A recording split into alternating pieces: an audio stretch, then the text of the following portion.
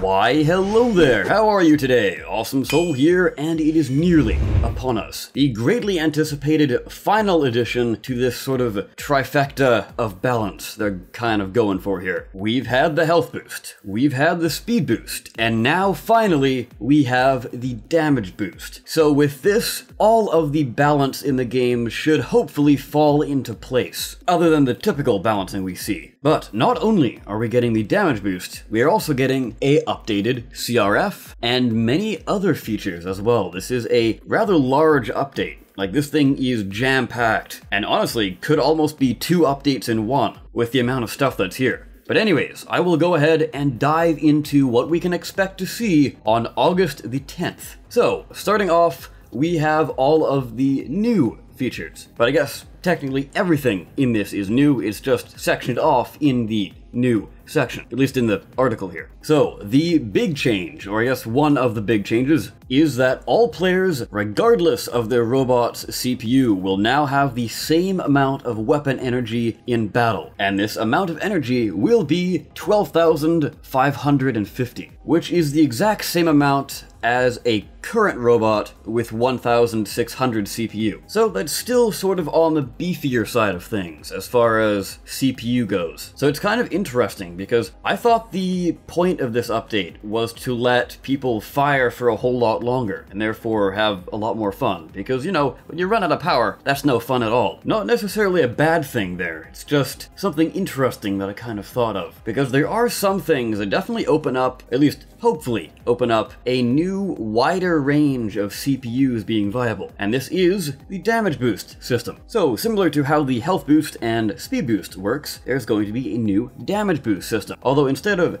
adding parts onto your bot to give you that stat, the less amount of things you add to your bot, the higher the stat will be, because it's based directly off of your CPU. So here we have a chart of the percentage buff and the CPU on the bottom, and you can see it's definitely not a straight line. They sort of have changing drop-offs. So between 0 and 250, you're not really losing all that much power. It seems like from all the way up to 250 CPU, you're only going to really drop down to what I assume is going to be 98%. Barely any drop there. As well, a 500 CPU bot seems to be dealing out about a 85% damage buff. Certainly nothing to sneeze at. And that's kind of why I'm thinking perhaps smaller bots, like smaller CPU bots, could actually be viable for once. A while back, I had a really popular build with newer players, and that was the Pinpoint. And this was back when the smallest size rails were actually really powerful. So this thing is packing a large amount of the smallest size rails. Although I think it's the nominal count, but still, it's packing nothing but the small rails, and it's about 539-ish CPU. So that is going to be a rather large amount of damage this thing's dealing out. Of course though, with that low of a CPU, you're barely gonna have any armor at all, let alone an armor buff, nor will you have much of a speed boost either. But again, that plays into the interesting curve they have here, as far as relationship to damage buff and CPU goes, because of the exact same reasons I just mentioned. You see, since the damage boost system is directly tied into the CPU system, when you spend a lot of CPU, you can spend that on health boost, and you can spend your CPU on speed boost. But in order to get a higher damage boost, you have to not spend CPU and therefore not get the health boost and speed boost. Meaning you can only really possibly get a damage boost stat, and therefore it makes sense at the lower end of the CPU spectrum, you're not really dropping off your damage boost until you get past the 750 range. Then it starts to take a steep nosedive. But yeah, I'm honestly very excited for the damage boost. Hopefully I can use a lot of my older builds. I'll be definitely trying them out. It's definitely going to get me building again. Anyways, we have another massive feature that people have been wanting for quite a long time, and that would be the ability to copy your own robot. So it's exactly what it sounds like. You can set a copy of your robot without spending any parts at all. The copied garage bays will appear green, just like the CRF bays, but if you want to actually get in and edit your robot, you will need to construct it, and then you will be spending your parts onto it. The construct feature works the the exact same way as basically buying it off of the CRF currently. If you don't have the parts needed to fill it in, you can then spend some of your Robits to do so. But if you have the parts, it will use the parts you have already. And not to fear, copied robots, as long as they are copied from one of your own designs, can be uploaded to the CRF as well. Speaking of the CRF, there is now a new Get button. No longer do you need to actually spend any money. So this is going to work exactly the same way as the new copy system. When you go into the CRF, you will hit the Get button, and then you will be basically given a copy of that CRF bot, which you can then hit the Construct button and build using your parts or your Robits. I also should reiterate that any robot you've copied from your own creation or copied off of the CRF is able to be played in a game mode without needing to construct it. However, if you want to actually edit things, and therefore add things onto this copied bot, you will then need to construct it. Then, and only then, can you build with it. And going back to the copy system again, say you've downloaded a robot off of the CRF. You go ahead and construct it, it's now able to be edited. From there, you say to yourself,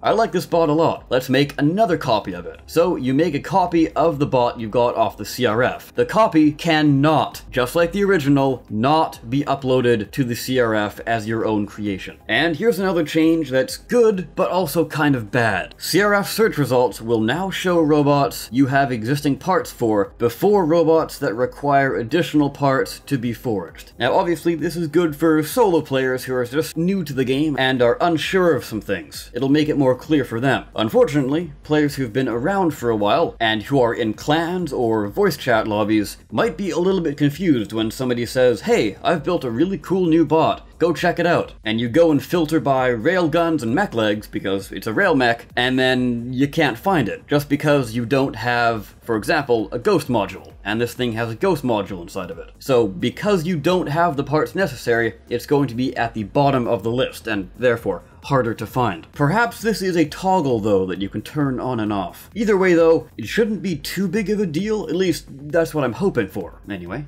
Now we come to another feature, and that is the Mastery System. I talked about this before, but that was back when we kind of just had a vague understanding of it. Now we know a lot more. So each robot has a Mastery stat, which starts out at level 1 and increases to level 10. The mastery of a robot will increase by 1 level each time you complete a full battle. And that is actually completing, not winning. So you could lose all 10 of those battles and you would still gain mastery. Each mastery level gives you an extra 30% XP when you play with that robot. But the best part is robots you build from scratch, aka your own creation, will always start with a level of 10 mastery. This makes it a much better option to actually build your own creations instead of constantly downloading them off the shop. The goal here with this feature is to give builders more of a reward, because when they start out at mastery level 10, that is 300% extra experience right off the bat, and therefore you get far more items out of the crates. And in turn, sooner you can go ahead and build more creations. Or also, alternatively, with all those items, you can now download things off the CRF and construct them a lot quicker too. But because of this up to 300% bonus, they have also changed how EXP is given out, at least a little bit. So, to compensate for this, they have reduced the League XP bonus from 2 times to 1.25. So, if you play League, you will still be gaining more experience, although it is quite a bit less. But you still have to remember, you do gain the extra item slot out of the crates if you play League. So there's still definitely an incentive to go there. And that 300% bonus will stack on top of the 1.25 times experience bonus from League, so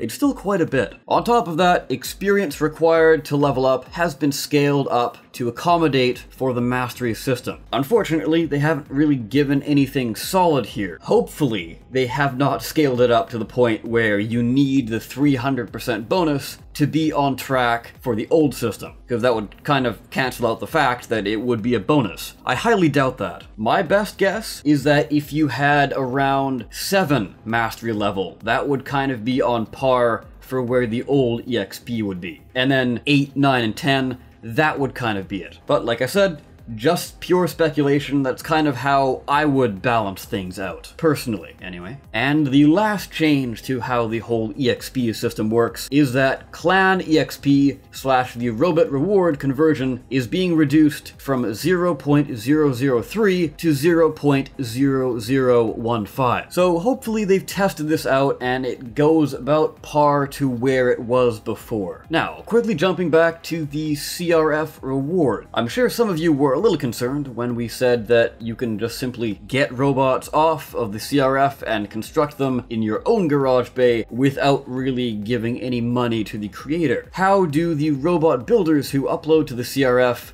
gain money now? Well, under the old system, players would gain 25% of any robots spent on purchasing a robot off of the CRF. Now, it's tied into the Mastery System. So, when somebody downloads your bot off of the CRF and gains a mastery level with it, aka completes a game, the original creator of that robot will automatically gain 1,500 robots for each mastery level gained. This means that if a single player really likes your bot and uses it to gain all of the mastery levels, you will get 13,500 robots just from one player alone. So, if you have multiple players buying your bot and using it frequently, you will gain a considerable amount of money from this. Of course, though, that's the key here. You have to build a worthwhile bot that somebody would actually want to use and keep using. Honestly, I think this is probably the perfect system, because right now we have a huge amount of spam on the CRF. We've got cube bundles I've seen, we've got simple single cube robots, we've got simple single weapon robots. It's just a single weapon on the ground. Presumably these were there in the hopes that those players would luck out and people, instead of buying it off the item forge, would buy it off of the CRF. Now that in itself isn't too bad, but the big problem here is that those things were cluttering up the CRF for players who had actual legitimate builds that they spent time on and wanted people to check out. So yes, very glad to see those go and actual robots remain. Of course though, with the whole CRF timer, it's gonna have to tick down. So we won't see a change immediately. We won't really see anything new being uploaded, but for quite a while, we're definitely gonna see those old cube bundles, etc. stay up there. But possibly the biggest and best feature is now that a robot creator remains the creator of the robot when it is copied, constructed, and edited. The only way that you can actually make this garage bay your own again is to either delete it or manually remove every single cube in the garage bay and then build it again. So if you swap out an ion distorter for a mega plasma, the bot is still considered to be created by the original person you got it off of. Next, we move on to the brand new Rail Impaler, which we actually have the stats for. Not only that, we also have a model preview of it as well. And if you would like to take the time for yourselves, there is a secret hidden in the model. So there is the typical shorthand written on all of the weapons. Obviously, this one stands for Impaler, but there is a second shorthand as well. This one is VLD. At first when I saw this, I thought maybe it was a hint at another weapon coming up, because they've done this before. They've hidden textures inside of the 3D model preview. But then after a little bit of a back and forth with myself, I kind of realized and sounded it out for myself. Sounds like VLD,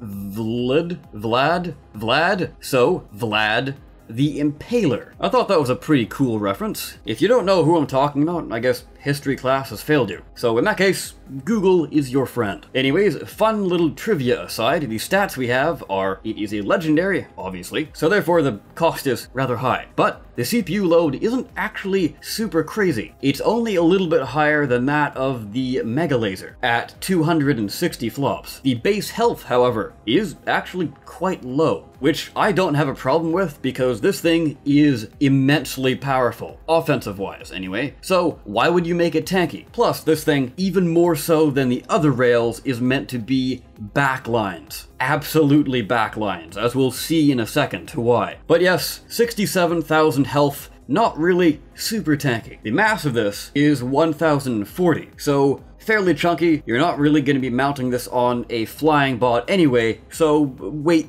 doesn't really matter all that much. Now, we come to the damage, which is 154,000 1,000 per hit. On top of that, you have to factor in the damage boost that you can get with this thing. And this thing is going to be astronomically powerful. But you have to keep in mind that is only if you can manage to hit your target. The massive problem here is the energy consumption. Under this new system, you will only be able to fire this weapon twice before running out of power. Yes, you heard me correctly. This thing uses 6,000 energy per shot, and under the new system, you only have 12,000 and a bit energy to use. So it's going to be very interesting to see what people do with this kind of weapon. Are we going to see this thing being used as a single weapon, or are people going to strap on two of them? Because at a single gun fire rate, it is 0.5 per second, and the max fire rate, which is 2, is 1 per second. Now, it's kind of 50-50 as to how the meta turns out as far as how many of these things people comfortably mount on their robot. Because as we've seen with the smallest flak, a lot of people use just one of them. But with this being sort of the lower end of the heavy weapon, CPU-wise, you can fairly comfortably mount two of these things on for added redundancy and improved burst damage. But even with one, you still have a somewhat decent fire rate there. And with you only being able to fire twice, do you really need more? I'm not sure. What do you guys think? Anyways,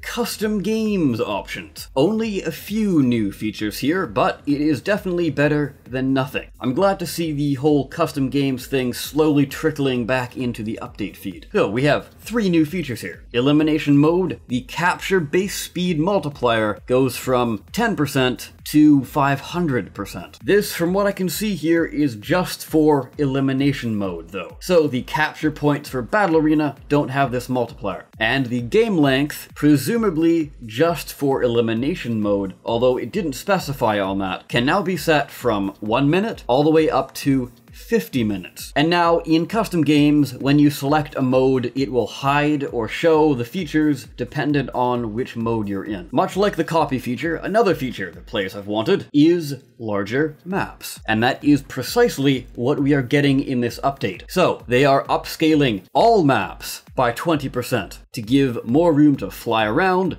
and more room for fighting. This also means more room to be sneaky and stealthy. Some other improvements we're getting with this update are that hover robots are being added to Play vs AI mode, removed the potential change message from all in-game user interface bars, and actually a slight buff we're getting is that the weapon energy module will now replenish your energy to maximum. Some other buffs and nerfs we're getting is that all thrusters and propellers have had their speed boost increased by 1.5 times.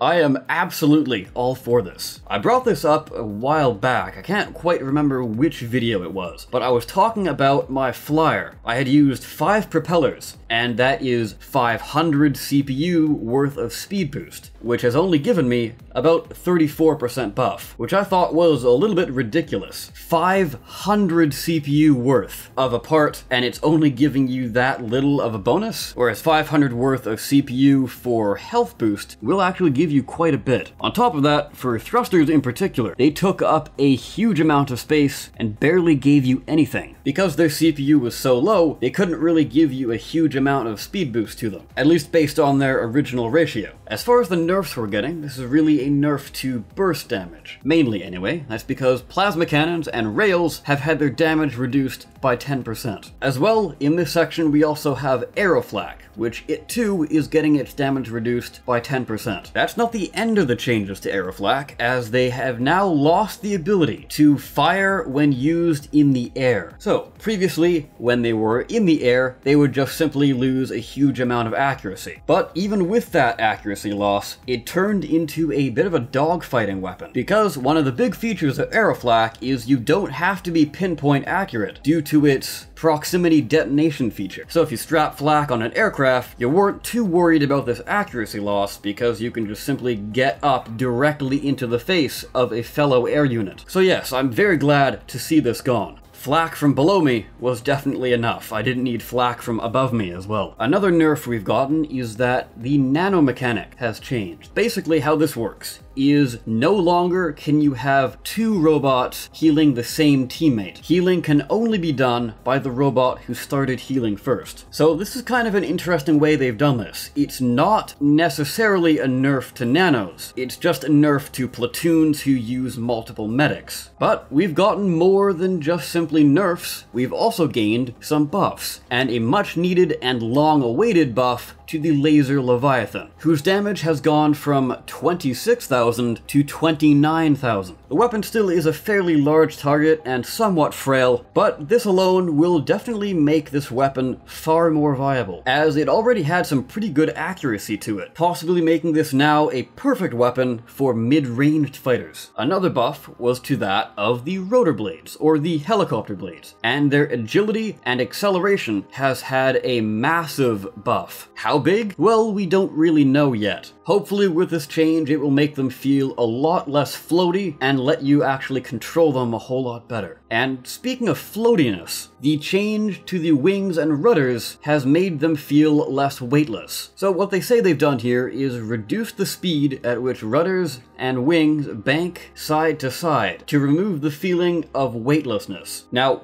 what I assume when they say speed is not actually a reduction in the top speed you move at, but just simply how they go back and forth. I never really actually had a problem with this, at least personally, and I was using keyboard controls for the most part. But maybe this was a problem with camera controls, perhaps. Included in this, as always, are a few bug fixes. I don't usually go through these, but there is one that is very important. The rest, as per usual, can be found linked in the description if you would like to see what's new. This is a rather large one that definitely addresses a pretty large problem, and I'm sure some people aren't going to be too happy about this, but it was fun while it lasted, I guess. Although not for me, as someone who never used them, it created a huge amount of lag, and that was Uber warp drives. So, fixed an exploit that allowed you to get unrealistic levels of speed when driving an aircraft in circles. And I mean, as fun as they were, one, while they didn't really contribute to the team a whole lot, at least the ones that I've played with usually, they did contribute a lot to lag. I played with a user who made a mega Uber warp drive recently, and it pretty much made the game unplayable. It dropped everyone's frames down to about 10, and it was not fun. Anyways guys, that will do it